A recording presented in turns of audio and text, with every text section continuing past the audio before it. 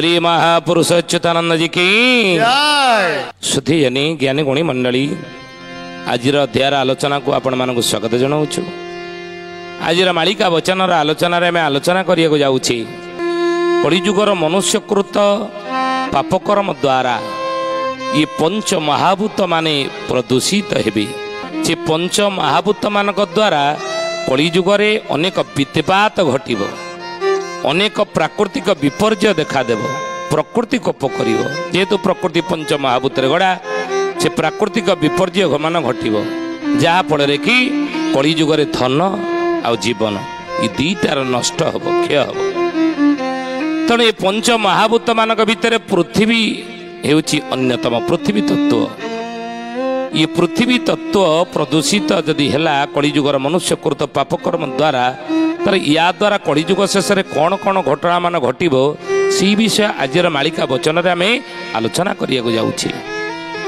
एवं आलोचना शेष जड़े भक्तर ना कहवा किए से भक्त कौन तार ना कौन तार जन्म हो बोली महापुरुष मालिकार लिखिं भक्त तालिकार ज्ञानी गुणी मंडली अच्युतानंद महापुरुष मालिकार नाम कलिकल्प गीता रे लिखिले बोले पाताले बासुकी टेकिब मुंड तीन थर जे कंपीब ब्रह्मांड, तीन थर जे कंपीब ब्रह्मांड, तीन थर जे कंपीब ब्रह्मांड।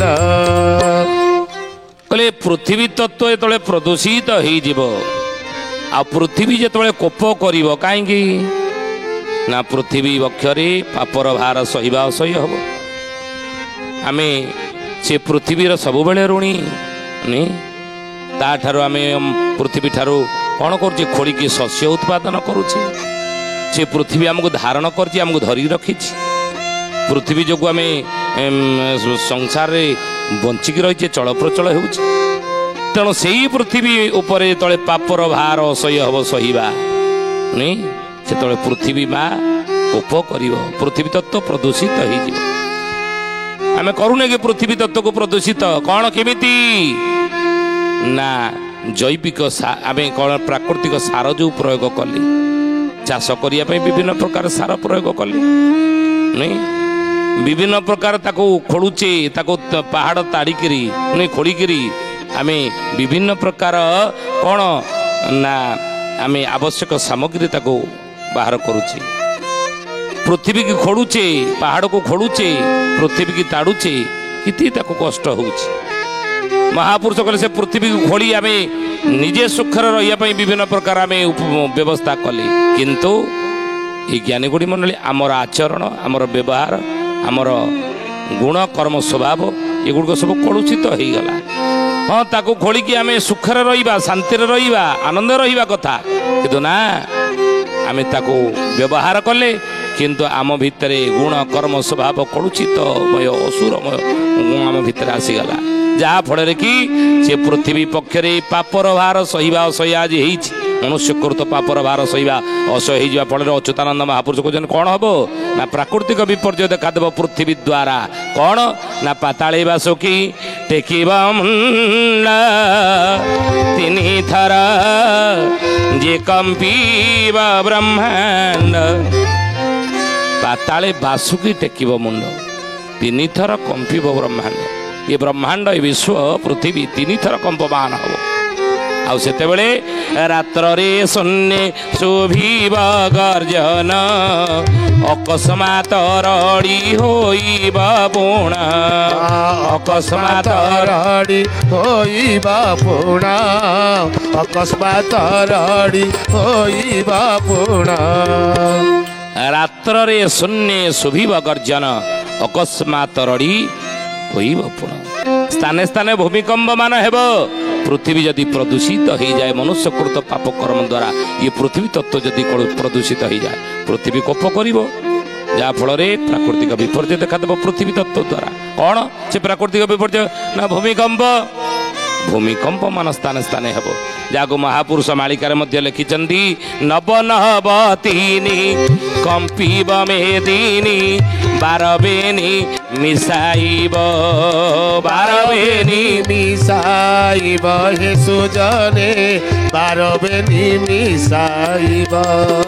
ସେ କାଳେ ପୃଥିବୀ ସଂହାର ହୋଇବ, 10 ଗ୍ରାମେ ଜଣେ ଥିବ। ଶୁଣ ସୁଜନେ ଗୁଣି,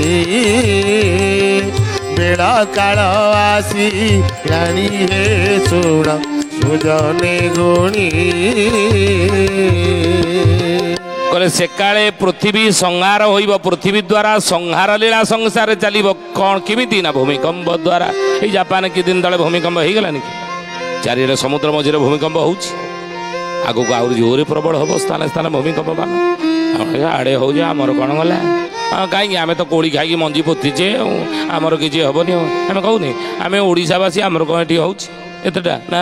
ଜାପାନରେ ହେଲା କି ଅନ୍ୟ ସମୁଦ୍ରରେ କେଉଁଠି ହେଲା, କି ଆମେରିକାରେ ହେଲା, କି ଅନ୍ୟ କେଉଁଠି ହେଲା, ଆମର ସେଥିରେ କ'ଣ ଯେ ଆମେ ତ ଓଡ଼ିଶାବାସୀ ଭଲରେ ଅଛନ୍ତି, ଆମ ଆଡ଼ୁ କିଛି ହେଉନି। କି ଆମେ ତ ଖାଲି କୋଳି ଖାଇକି ମଞ୍ଜି ପୋତିଛେ, ଆମର କିଛି ହେବନି। ଆଉ ମହାପୁରୁଷ କହିଲେ ହେବ, ଓଡ଼ିଶାକୁ ହେବ ଭୂମିକମ୍ପ। ପୃଥିବୀ ତତ୍ତ୍ୱ ଯଦି ପ୍ରଦୂଷିତ ହେଇଯାଏ, ପୃଥିବୀ କୋପ କରନ୍ତି, ତାହେଲେ ପ୍ରାକୃତିକ ବିପର୍ଯ୍ୟୟ ପୃଥିବୀ ତତ୍ତ୍ୱ ଦ୍ୱାରା କ'ଣ ସୃଷ୍ଟି ହେବ? ଆଉ ତା ଓଡ଼ିଶା ଭୂମିକମ୍ପ। ଆଉ ଓଡ଼ିଶା ପାଇଁ କ'ଣ ଭୂମିକମ୍ପର ସୂଚନା ଦେଇଛନ୍ତି ମହାପୁରୁଷ ମାଳିକାରେ? ମାଳିକାର ନାମ ଶିବକଳ୍ପ ନବଖଣ୍ଡ ନିର୍ଘଣ୍ଟରେ ମହାପୁରୁଷ ଲେଖିଲେ, କ'ଣ କହିଲେ? କହିଲେ ବାବୁରେ, ବିଡ଼ା ନାସି ଠାର ଚୌଦ୍ୱାର ପୁଣି, ନରାଜରୁ ଗଡ଼ ଖାଇ, ନରାଜରୁ ଗଡ଼ ଖାଇ ହେ ସୁଜନେ, ନରାଜରୁ ଗଡ଼ ଖାଇ। ଉରାଳି ଠାବରୁ ମଞ୍ଚେଶ୍ୱର ଯାଏ, ଭୂମିକମ୍ପ ହେବ ତହିଁ ଶୁଣ ସୁଜନେ ଗୁଣି। ବେଳ କାଳ ଆସି ରାଣୀ ହେ ଶୁଣ ସୁଜନେ ଗୁଣି। ଅଚ୍ୟୁତାନନ୍ଦ ମହାପୁରୁଷ ଏଇ ଲେଖିଥିଲେ ମାଳିକାରେ। ଓଡ଼ିଶାବାସୀ ମାନଙ୍କ ପାଇଁ ଭୂମିକମ୍ପର ମଧ୍ୟ ଭୟ ଅଛି। ଓଡ଼ିଶାର କେଉଁ କେଉଁ ଜାଗାରେ ଭୂମିକମ୍ପ ସବୁ ହେବ ବୋଲି ମାଳିକାରେ ଲେଖା ଅଛି। ମାଳିକାର ନାମ ଶିବକଳ୍ପ ନବଖଣ୍ଡ ନିର୍ଘଣ୍ଟ। ବୋଲିଏ ମହାପୁରୁଷ ଅଚ୍ୟୁତାନନ୍ଦ ଜୀ କି ନା କହିଲେ ବାବୁରେ, ବିଡ଼ା ନାସି ଠାରୁ, ଆମେ କହୁନୁ ମାଳିକାରେ ଲେଖା ଅଛି, ମାଳିକାର ନାମ ହେଲା ଶିବକଳ୍ପ ନବଖଣ୍ଡ ନିର୍ଘଣ୍ଟ। କହିଲେ ବିଡ଼ା ନାସି ଠାରୁ, କେଉଁ ବିଡ଼ା ନାସି? କଟକ ବିଡ଼ା ନାସି। ବିଡ଼ା ନାସି ଠାରୁ ଚୌଦ୍ୱାର, ଚୌଦ୍ୱାର ପୁଣି ନରାଜରୁ ଗଡ଼ ଖାଇ, ନରାଜ ପୁଣି ଜାଣିଥିବେ ନରାଜ ଅଛି, ତେଣୁ ନରାଜରୁ ଗଡ଼ ଖାଇ ଗାଁ ଅଛି। ଉରାଳି, କଟକର ଉରାଳି ଠାବରୁ ମଞ୍ଚେଶ୍ୱର, ବିରୁବା ନଦୀ କୂଳରେ ମଞ୍ଚେଶ୍ୱର ଗିରି ଅଛି, ସେଇ ଜାଗାରେ ସବୁ ଭୂମିକମ୍ପ ହେବ। ବୁଝିଲେ? ହେଲେ କ'ଣ ହେବ? ଏଇସବୁ ଜାଗାରେ ଭୂମିକମ୍ପ ହେଲେ କ'ଣ ହେବ? ଛୋଟିଆ ଆକାର ହେବ ନା ବଡ଼ ଆକାରରେ? ଏ ବିଷୟରେ କ'ଣ ମାଳିକାରେ ଲେଖା ହେଇଛି? ଛୋଟ କି ବଡ଼ ଆକାରରେ ହେବ? ହଁ ଲେଖା ହେଇଛି। କ'ଣ ଲେଖା ହେଇଛି? ମାଳିକାର ନାମ ଚକଡ଼ା ମଡ଼ାଣରେ। କ'ଣ ଲେଖା ହେଲା ନା କହିଲେ, କହିଲେ ବାବୁରେ, ଉରାଳିଆ ବର ଶେର ରାଜ ଗ୍ରାମ, ସମୁଳେ ହେବ ବିନାଶ, ସମୁଳେ ହେବ ବିନାଶ ହେ ସୁଜନେ, ସମୁଳେ ହେବ ବିନାଶ।